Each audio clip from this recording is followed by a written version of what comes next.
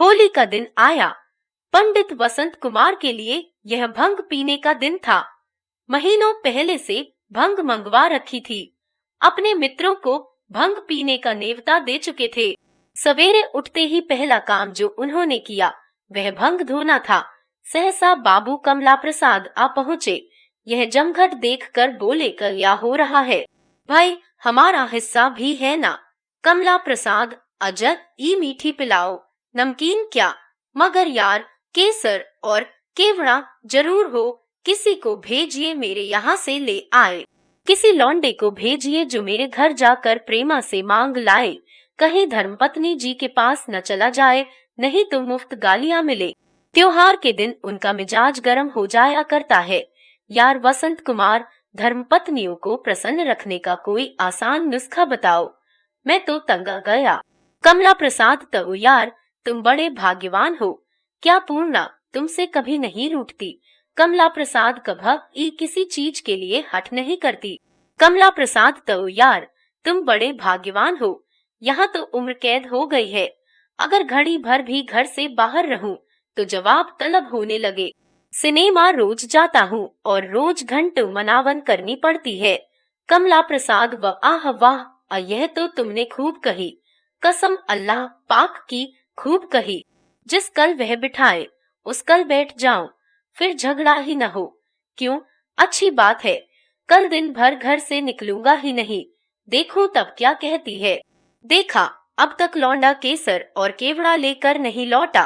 कान में भनक पड़ गई होगी, प्रेमा को मना कर दिया होगा। भाई अब तो नहीं रहा जाता।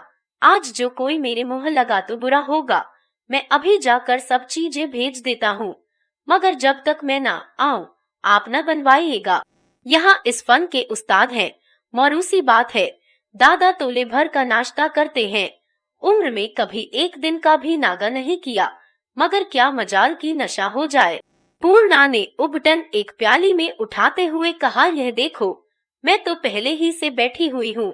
पूर्णा, पहले जरा यहाँ आकर बैठ जाओ, उबटन तो मल दूं, फिर नहाने जाना।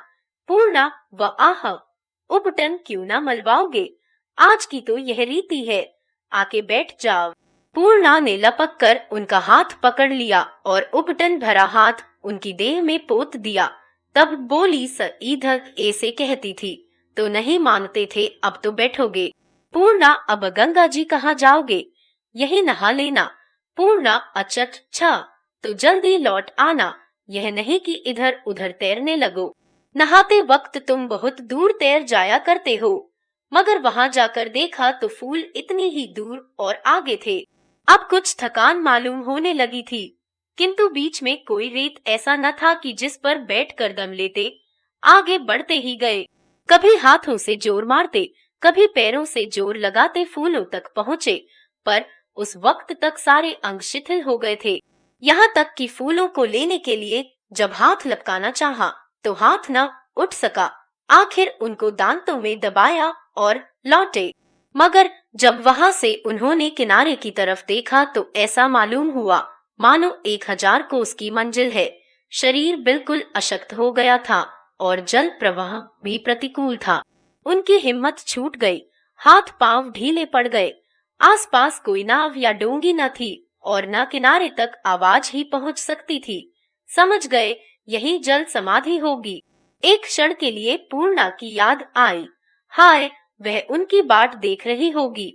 उसे क्या मालूम कि वह अपनी जीवन लीला समाप्त कर चुके। वसंत कुमार ने एक बार फिर जोर मारा, पर हाथ पांव हिल न सके। तब उनकी आंखों से आंसू बहने लगे। तट पर लोगों ने डूबते देखा। 2-4 आदमी पानी में कूदे, पर एक ही क्षण में वसंत कुमार लहरों में समा गए। केवल कमल के फूल पानी पर तैरते रह गए, मानो उस जीवन का अंत हो जाने के बाद उसकी अतृप्त लालसा अपनी रक्त रंजित छटा दिखा रही हो।